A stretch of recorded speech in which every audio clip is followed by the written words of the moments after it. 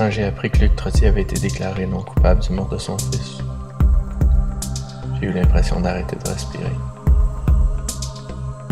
La raison est simple. C'est la preuve que Luc Trottier a agi de façon préméditée.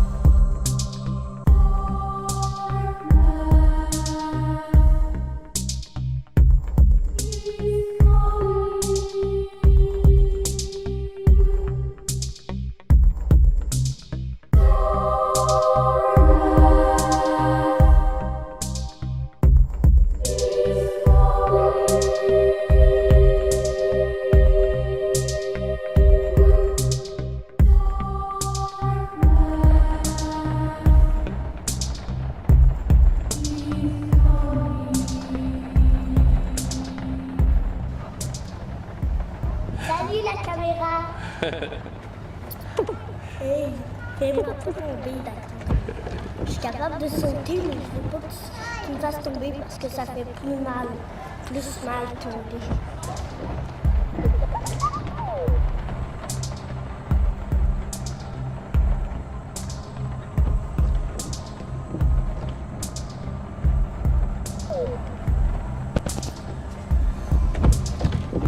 Salut.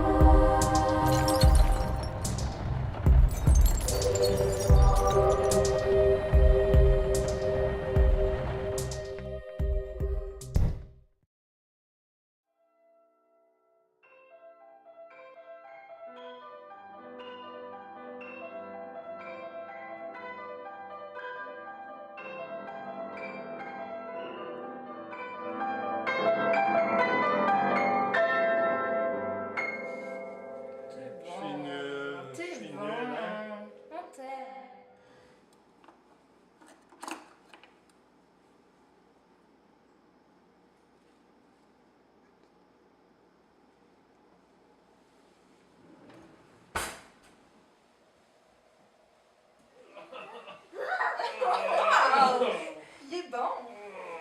Il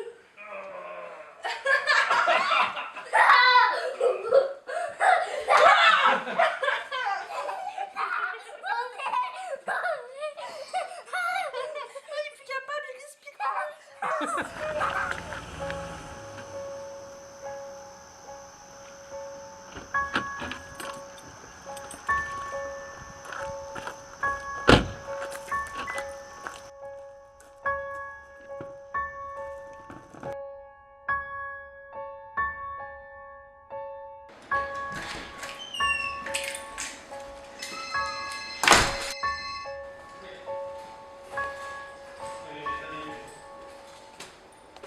Ouais, je te rappelle plus tard.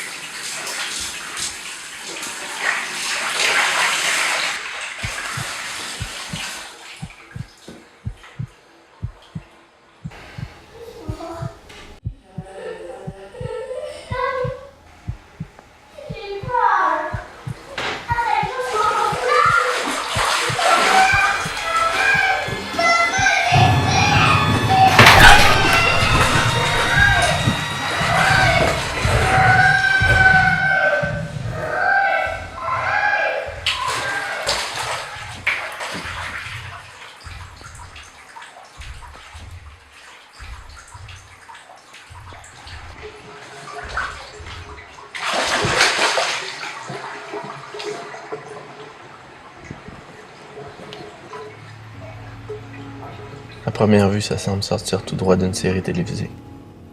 Un homme marié, père d'un jeune enfant, tombe amoureux d'un autre homme et présente à sa femme comme étant un ami de longue date. Les trois s'entendent à merveille, à un point tel qu'ils finissent même par se retrouver ensemble la nuit.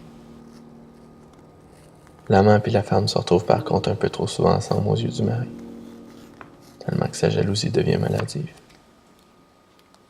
Et c'est le début de la fin pour la famille Trottier. Évidemment, le plus grand perdant dans cette histoire-là, c'est Julien Trottier.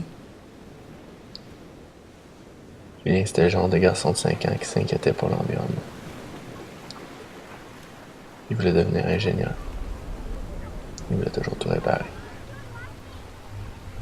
Malheureusement, son père avait d'autres plans pour lui.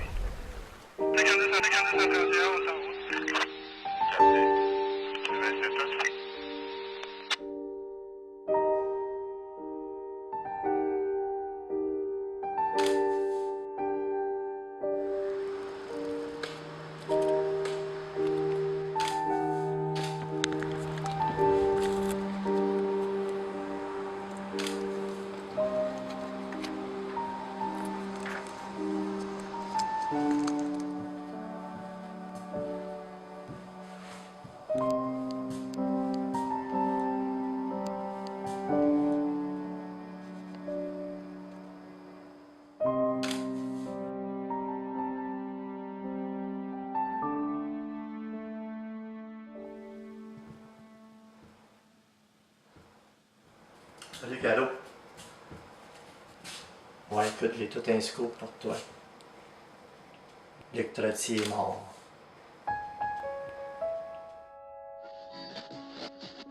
Un technicien en scène de crime de la Sûreté du Québec a déposé une série de 200 clichés témoignant de l'horreur qui Sinon, s'étendait souhaité trouver le jeune enfant de 5 ans que Luc Trottier est accusé d'avoir tué. Lorsque le spécialiste a parlé des derniers moments de la victime, c'en était trop. En matinée, un autre témoin a prétendu que l'accusé a fait des déclarations incriminantes durant son hospitalisation. C'était très lourd encore aujourd'hui à l'enquête préliminaire de Luc Trottier. Luc Trottier, 35 ans, est accusé d'avoir assassiné son fils, Julien. C'est conclu hier matin par un verdict de non-responsabilité criminelle. Après plus de 3 mois de procès et 7 jours de délibération, le verdict est tombé hier matin. Étant son amant, j'ai reçu quand même plusieurs courriels qui pouvaient prouver que son geste était prémédité. Évidemment, un courriel, ça vaut ce que ça vaut. Surtout quand on tombe sur un imbécile de juge qui prend même pas la peine de les regarder avant de les frapper d'une ordonnance de non-publication.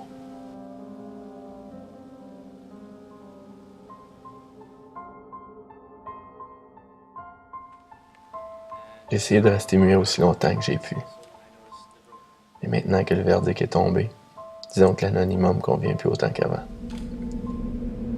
J'ai même le goût de crier à quel point je pense que l'article 16 c'est de la foutaise. C'est quoi exactement le message qu'on envoie? Vous pouvez tuer vos enfants, arrangez-vous juste pour aller consulter un psychiatre quelques semaines avant.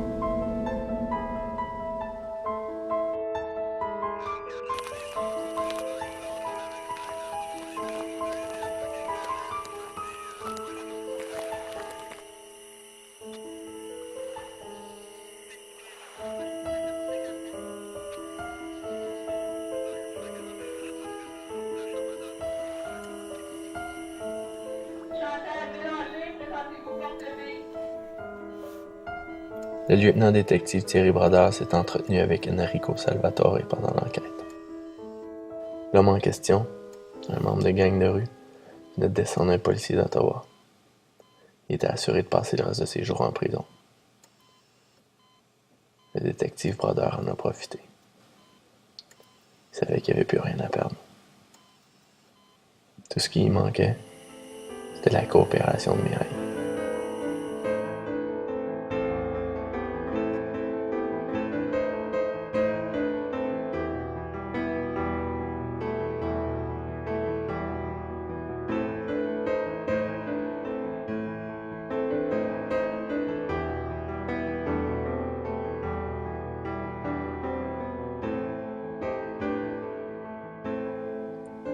Des failles dans le code criminel, il va toujours y en avoir.